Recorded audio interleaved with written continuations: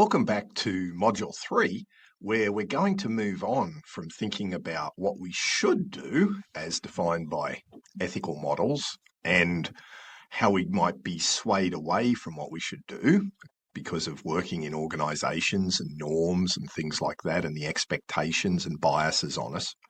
And we're going to move on now to how do we actually make sure we do what we want to do in terms of society or working within organisations. To understand this better, we're going to deal with two topics, accountability and regulation, but we're going to deal with them in a very broad sense. What do I mean by that?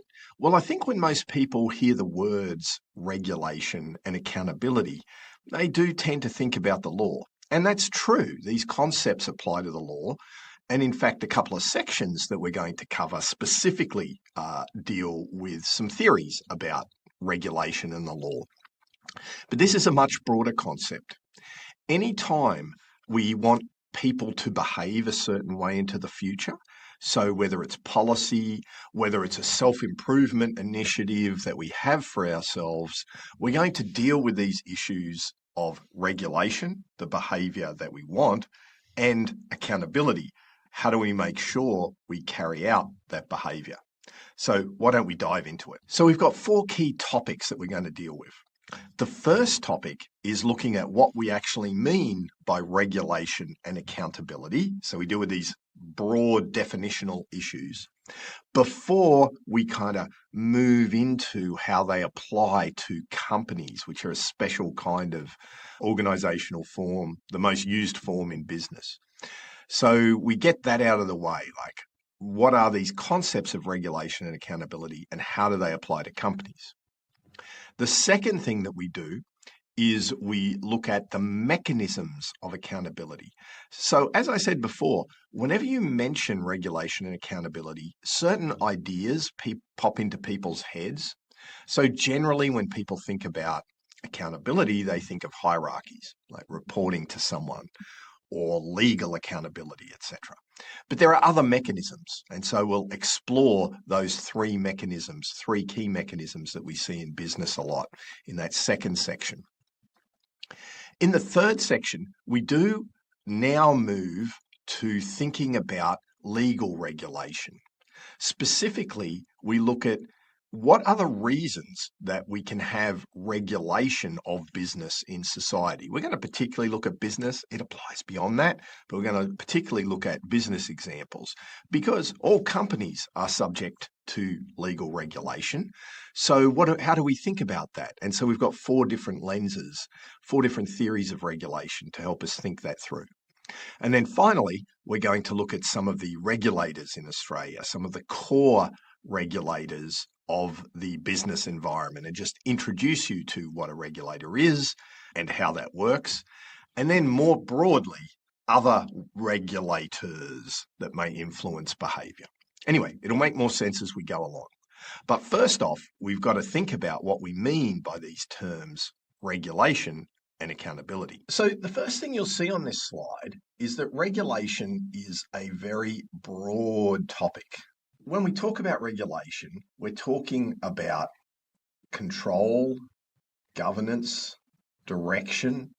So you can say that a manager, right, a manager regulates employees or an organization regulates their employees as much as you can say the government regulates citizens. Or even I regulate my own behavior, right? So regulation is a very, very broad topic. What we're really talking about is when we want behavior in the future. So we're talking about how do we get the kind of behavior in the future that we're looking for. We're in essence setting a standard that we expect and want from people. That standard could be something like societal wise. It might be don't murder people, right? That's the standard we expect in society, make murder illegal. Or it could be an organization says it has a standard of customer service. So, for instance, I know in the graduate school, there's an expectation that you'll respond to a student's email within 24 hours. At a personal level, you could regulate your behavior by saying, I want to go to the gym 3 times a week. Okay. So that's what we're talking about broadly in regulation. Now, obviously, in business, we're really often talking about the control of corporate and commercial activities. So sometimes these are norms, not law, norms, and sometimes they're laws or rules. They can come from the government or private actors or both. Oh, God, this is just about everything. Yes, that's what we're dealing with. So it means that you don't actually need the government to be involved in something for it to be regulation. They can be industry bodies, professional bodies, they could be customers or other stakeholders, as we'll find out. It's a very broad topic. We're really talking about something that's looking to shape behaviour into the future, and it's about a standard that we expect. So if we have this standard that's been set, we also need a way to make people accountable for that standard. So accountability is different because it's about accounting for what one did. Did you meet the standard? Okay, so you need to have the standard, which is regulation, and then you need to have some mechanism to hold people to account for their behaviour as measured against that standard. So there's many technical definitions in there, but what it really requires is that someone has to justify, that means explain or take responsibility for actions or events for where there are expectations, right? So something that's regulated, they have to justify or explain what they did with respect to the standard. They've got to do more than just explain, right? This has to be subject to debate, to challenge, and really importantly, there must be consequences, right? If you just need to explain and there are no consequences, you're not really accountable, if that makes sense. So what we have are these multiple elements to accountability. Somebody needs to explain, and there must be consequences for that explanation. So all up, it means that these are like the yin and yang of how we try and get certain behaviour. We need to have a standard, which is regulation. Then we need an accountability mechanism to make people, I'm going to say accountable, to make people bear the consequences for their actions relative to that standard that's been set. And so there are many ways you can be accountable. Legally, we get held to account by the police and our court systems, by the government if we do anything too wrong. In terms of business, you're held to account in the marketplace, right? There are consequences. People don't buy your product if you don't meet certain expectations. So there's market-based accountability. If you work in an organization, you can be accountable to your boss, to the HR department, etc. So these accountability mechanisms are everywhere. There's a standard expected of us, and then we have to explain or justify and bear the consequences of our actions when measured against that standard in these various forums. So we've outlined how regulation is a very broad kind of topic, but it's really important to understand that the standard, that the regulation or the standard expected, can come from lots of different sources, particularly not just from the government. In fact, there's so many sources of regulation, we actually couldn't list them all. If we tried, we'd surely miss something off.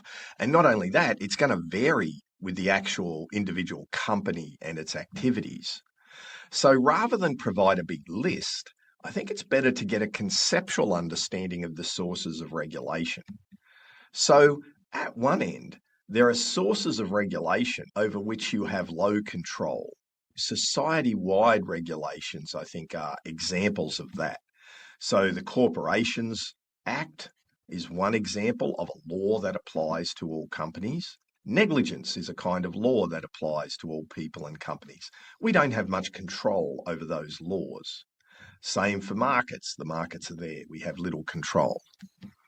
And there are things that regulate our behavior over which we have almost total control, right? These are forms of self-regulation. So while we look at this from a personal level in your assessment piece, for our purposes here, we're thinking about a company. So what does a company self-regulate? Well, a company often develops its own code of conduct. It develops a whole series of policies. So it's bringing those standards on themselves. It has high control. It doesn't have to have a code of conduct. It often doesn't have to have a policy. If it's required by law, then a company policy is actually up here, if it's a mandated policy. But if it's a voluntary policy, it's actually self-regulated. So you can see regulation sources vary along this continuum about the level of choice and the decisions that a company or person makes. So in a business setting, we've gone through some examples of society-wide regulation, but there are also contractual obligations that come on you. So when you enter a contract, you now have behavior expected of you because you've promised that you will do it. You've chosen to enter the contract, but now someone else can still hold you to account. Someone else still had input into those standards when they were drafting the contract. So, for instance, things like the Australian Securities Exchange, where our listed companies are, they actually have principles and rules, right? So there are rules if you want to list on the Australian Securities Exchange. Now, a lot of them are not actually legal rules. They're agreements, right? You agree to do this or they'll delist you. So it's contractual. Yes, there's still this element of external force on you, but you have voluntarily taken on the contract. You agreed to list. So it's more towards the self-regulation end or the high individual choice than a law. When you have a contract with a supplier and they impose conditions on you, or a customer and they imply conditions on you. So for instance, we see companies trying to combat modern slavery. So they might write elements of that into their contracts of supply to make sure that modern slavery isn't present in their supply chain. If they do that, that becomes an expectation of behavior of everyone in that contract. You voluntarily entered this contract, but once you do, there's this standard here with the external pressure.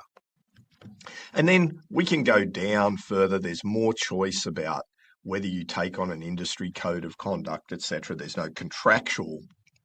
Often there's no contractual obligation here. So even if you breach it, sometimes not a lot happens to you. So you can see there's this decreasing external accountability as we move down this level. Wow. So hopefully you can see that things are starting to get complicated.